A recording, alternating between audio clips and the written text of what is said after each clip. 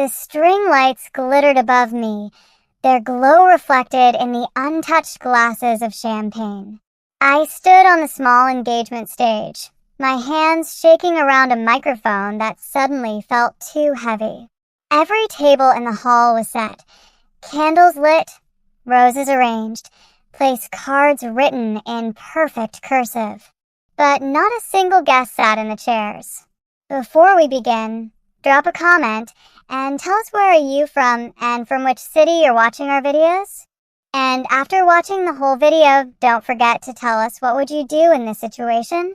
Be honest, tell me in the comments below. We read every comment. Let's begin. Beautiful, isn't it? Mom's voice drifted up from the front row. Cold, smooth, sharp. She didn't even bother, hiding her smirk. All this for no one. Maybe that should tell you something, Lily. I blinked back the sting in my eyes. People are probably on their way. Traffic's. Oh, don't embarrass yourself, she cut in.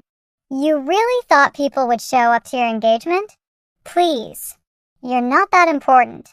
Her laughter, light, cruel, echoed in the hollow space. My father didn't look up from his phone.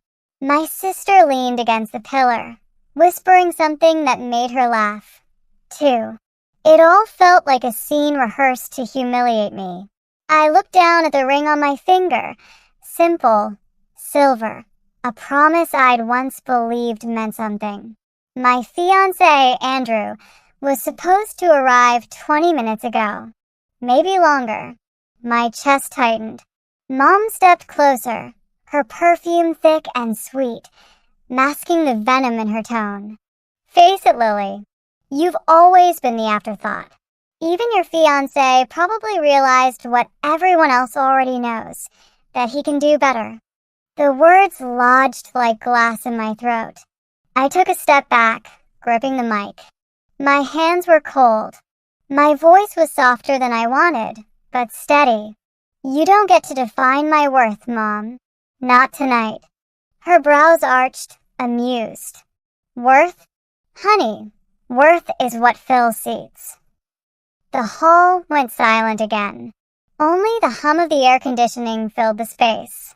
And then, a deep rumble rolled from outside. Engines. Not one, not two, a line of them. The vibration carried through the marble floor, shaking the glasses on every table. People turned toward the double doors. Mom frowned, confused. What is that? She murmured. Headlights flashed through the glass entrance as the sound grew louder. My heart pounded. Then the doors opened. Not just one, but both, swung wide by men in black suits. A motorcade of SUVs lined the driveway outside. Security stepped in first, earpieces glinting under the chandeliers. Then came the guests, one after another. Men in tailored suits, women in elegant gowns, all walking in with a kind of confidence that made the room shrink. Gasps rippled across the hall. And then he walked in. Andrew. Not in the casual gray suit I'd seen him in last week, but in a black tuxedo that looked like it belonged to someone important. Someone untouchable. Behind him, more cars pulled in, and even I froze when I saw who stepped out. City officials. 2 news anchors. The CEO of Donovan Holdings, Andrew's father. Mom's face drained of color. Wait, that Donovan, she whispered. Andrew reached me in 3 long strides. He took the mic from my trembling hand, his voice calm and steady. Sorry we're late, he said, his gaze sweeping over the stunned room. We had to wait for the motorcade to clear the main road. Mom's jaw fell open. Andrew looked at her. Not cruelly, just matter of fact. Mrs. Carter, I told Lily we wanted to keep things quiet tonight. But my family insisted on making it public. They don't do small events. The silence was deafening. He turned to me, his tone softening. You ready to start the real engagement now? And in that single moment, Standing in the same hall that had felt like a cage minutes ago, I realized I wasn't the one people should have been pitying. The air in that hall turned electric, like the moment before thunder breaks. Every chandelier sparkled harder. Every eye fixed on Andrew as if the mere mention of Donovan had rewritten the night itself. Moments ago, I was a forgotten girl on an empty stage. Now my name was whispered behind manicured hands. Mom stood frozen beside the front table, her glass of champagne trembling ever so slightly. You're a Donovan?" she stammered, the words catching in her throat like disbelief refusing to leave her mouth. Andrew gave a polite nod. "Andrew Donovan, yes. My family couldn't attend earlier because of security delays. But we didn't want Lily to feel alone tonight." That single line, "we didn't want Lily to feel alone," was a quiet earthquake. My mother's smirk died. My father finally looked up from his phone. My sister dropped her perfect little smirk, eyes darting toward me with something close to panic. Security lined the entryway, and more guests stepped in. Every one of them looked like someone who'd been on the cover of a magazine, powerful, poised, untouchable. They didn't glance at my family. They went straight to me. "Miss Carter," a man said warmly, shaking my hand, "we've heard so much about you. Andrew talks about you constantly." I blinked, stunned. He does?" Andrew smiled from beside me. "Maybe too much." My mother's voice cracked the moment like a whip. "You could have told us who your family was," she snapped, forcing out a brittle laugh. "We would have made proper arrangements." Andrew turned toward her, polite but sharp. "Mrs. Carter, if I told you, this would have been a business event, not a celebration. Lily didn't need arrangements. She needed sincerity." The weight of his words hung heavy. My mother's lips pressed into a thin line. My father cleared his throat and tried to stand tall, as if reclaiming control. "Well, Andrew," he said stiffly, "you should have let us handle the invitations. It seems we had some confusion." I glanced around the hall. Every table once empty now filled with guests who weren't invited by my family, but by Andrew's. And somehow, that made it sweeter. Confusion? Andrew's tone remained calm, but his gaze cut sharp. "You mean the fact that Lily's own engagement party had no guests? That kind of confusion?" My father flinched, caught off guard. "It's not what you think." "I think," Andrew said evenly, "it's exactly what I think. But that's fine. I came prepared." He nodded toward one of the security men. Within seconds, staff began wheeling in an entirely new set of catering carts, floral arrangements, and elegant gift boxes stamped with a silver D. The air filled with the scent of fresh white lilies, my favorite flower. My mother whispered under her breath, "This can't be happening." Oh, but it was. One of Andrew's associates approached the stage with a microphone and smiled. "Ladies and gentlemen," he announced, "thank you for joining us on short notice. We're honored to celebrate the engagement of Mr. Andrew Donovan and Miss Lily Carter." Applause erupted. Real applause this time. My throat tightened. The same stage that had humiliated me now shimmered with light and music. Andrew held out his hand. "Come on," he said quietly. "You deserve your moment." I took it. As we stepped onto the stage, my heart pounded against my ribs, but for the first time, it wasn't from fear. The lights glowed golden.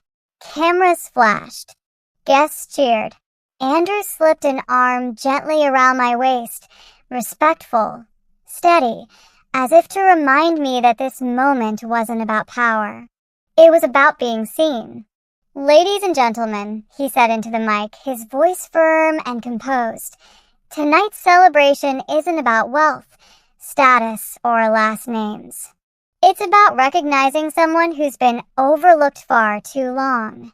Someone who's taught me more about strength than anyone in my world of boardrooms ever could. My mother's expression cracked like porcelain. He turned to me, voice softening. When I met Lily, she was working 2 jobs, helping strangers more than herself, and still managing to smile like she had the whole world figured out. And I knew right then, she wasn't just someone I wanted to marry. She was someone I wanted to protect, because she didn't even realize how powerful she already was. A hush swept the hall. The emotion caught in my chest like fire. I blinked fast, trying to stay composed. But when I looked at my parents, I saw their eyes darting between each other, regret mixing with disbelief. Mom forced a laugh, desperate to save face. "Oh, well, that's our Lily for you. Always surprising us." Andrew didn't even glance at her. "I'm sure she has," he said, then turned to me. "Ready for the surprise?" My brows furrowed. "What surprise?" He snapped his fingers. The lights dimmed, and a massive LED screen flickered on behind us.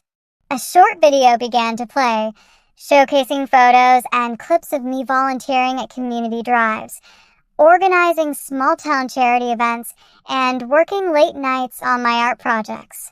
Andrew had secretly documented everything I'd done, moments I'd never thought anyone noticed. Tears stung my eyes. He leaned close enough for only me to hear.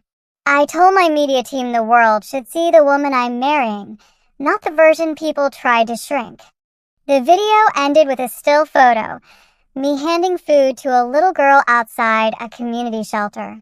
The caption beneath it read, "The Heart of Donovan Holdings." Applause erupted again. Cameras flashed. My mother stood stiffly, hands clasped too tightly to hide her shaking. My father's face went pale. My sister stared at the screen, mouth slightly open. Andrew raised my hand to his lips and kissed it gently.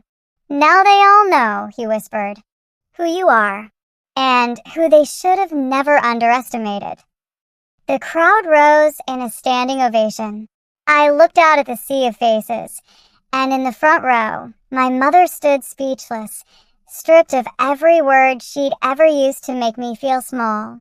She had once told me no one would show up for me, but tonight an entire world had.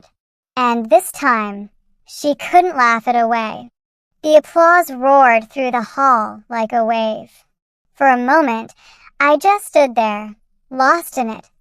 Not because of the sound, but because I knew every clap was proof that I hadn't imagined my worth. Andrew squeezed my hand gently, grounding me back to reality. But not everyone was clapping. My mother's frozen smile twitched at the edges. Her knuckles were white around her champagne glass. My father's phone was lowered now, his businesslike composure cracked. My sister pretended to check her lipstick, but her eyes never left me. They were burning with something sharp and sour. Andrew leaned down slightly. "You still want to stay?" I took a breath. "No, but I'm not leaving first." He grinned, proud. "Good answer." The press lights flickered from the back of the room. Photographers lined up by the archway, capturing the moment like it belonged on tomorrow's headlines. The once empty tables were now full of powerful people raising glasses, whispering my name like they'd known me all along. That's when Mom finally approached. Her heels clicked against the marble, her face arranged in a perfect social smile, the kind she wore when she wanted something. "Sweetheart," she said softly, her tone suddenly drenched in honey. "Can we talk? Just for a moment." I glanced at Andrew. He gave me a small nod and stepped aside, though his eyes stayed on me like a silent guard. Mom's voice dropped to a whisper. "Listen about what I said earlier. You know how I can be when I'm stressed." I didn't mean didn't mean to tell me I wasn't important?" I asked quietly. Her smile faltered. "Lily, I didn't realize who Andrew really was." There it was. The truth laid bare in 7 words. My chest ached, but not from hurt anymore, from clarity. So, if he wasn't a Donovan, I'd still be standing on that stage alone while you laughed at me? Mom blinked rapidly, the tears she was forcing now sparkling under the lights. "I just wanted what's best for you." "No," I said, my voice steady sharp. "You wanted what looked best for you." She inhaled shakily. "Lily, please. People are watching." "Good," I said, meeting her eyes without flinching. "Let them." For the first time, she looked small. The woman who always towered over me with judgment now stood there, lost and cornered by her own reflection in the glass walls. The music softened as Andrew walked back over, his arms sliding protectively around my shoulders. "Everything okay?" he asked. Mom tried to smile again, her voice trembling. "Of course. Just a little overwhelmed by everything. You two really put on a show tonight." Andrew's expression was unreadable. "It's not a show, Mrs. Carter. It's what Lily deserves, what she's always deserved." She nodded quickly, eyes darting away. "Of course." But I caught the flicker of something else, embarrassment, maybe even shame. For once, she didn't have control. The crowd began chanting our names. Andrew looked at me, eyes warm. "One dance." I nodded, and he led me onto the floor. The music swelled, cameras flashed, and as we spun beneath the lights, I saw my reflection in the ballroom mirror. No longer the quiet girl desperate for approval, but someone who finally knew her own power. Across the room, my mother sat down slowly, her hands clasped, face pale. My father leaned close to her, whispering something, but she didn't move. She just stared at the stage like she couldn't recognize her own daughter anymore. And maybe that was the point, because the girl who once stood alone waiting for others to value her, she was gone. What remained was a woman who didn't need their validation, their presence, or their applause to exist. And for the first time in my life, I smiled not because I was proving them wrong, but because I didn't have to anymore.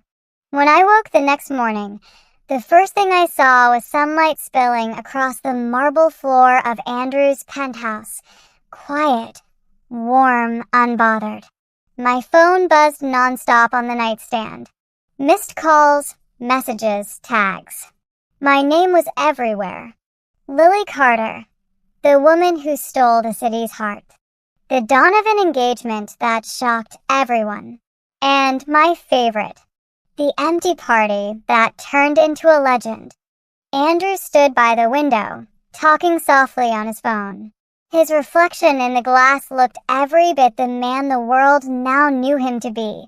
Calm, powerful, yet somehow entirely focused on me. When he hung up, he smiled. "You're trending on half the news sites in the country." I laughed quietly. That's one way to start the day. He stepped closer, brushing a strand of hair from my face. "You handled yourself perfectly last night.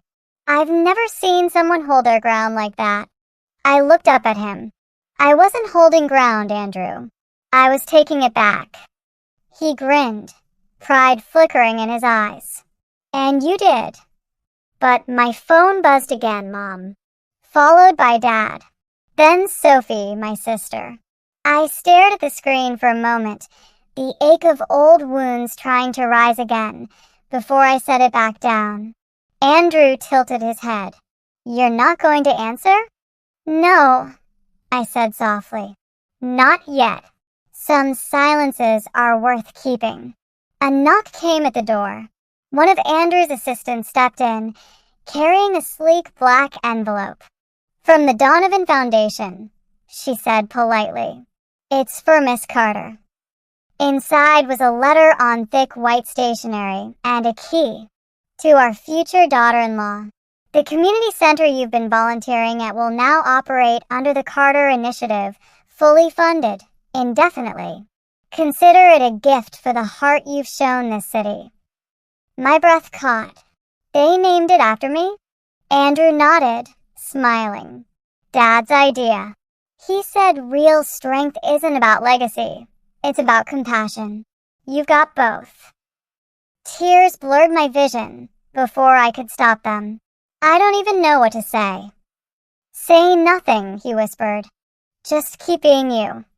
Later that afternoon, we drove back to my parents' house. Andrew had suggested it gently. Closure, he said, and I knew he was right.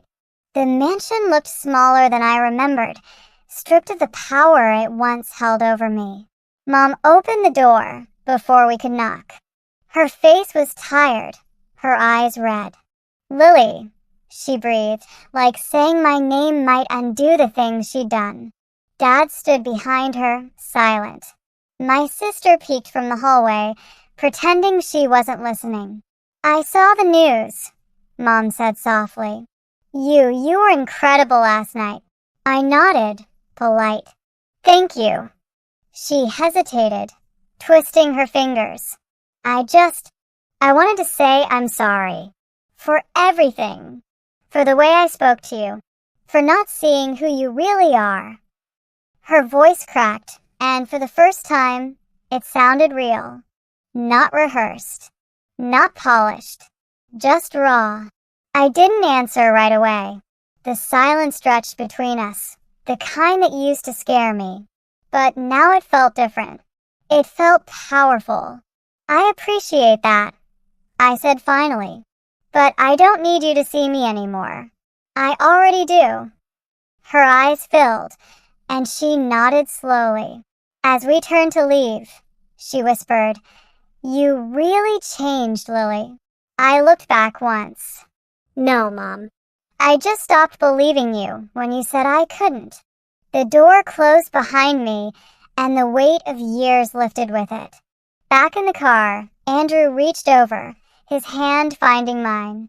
The city stretched out ahead, bright, alive, full of noise. Somewhere behind me, my past stayed quiet for the first time. I smiled. You know what's funny? What? He asked.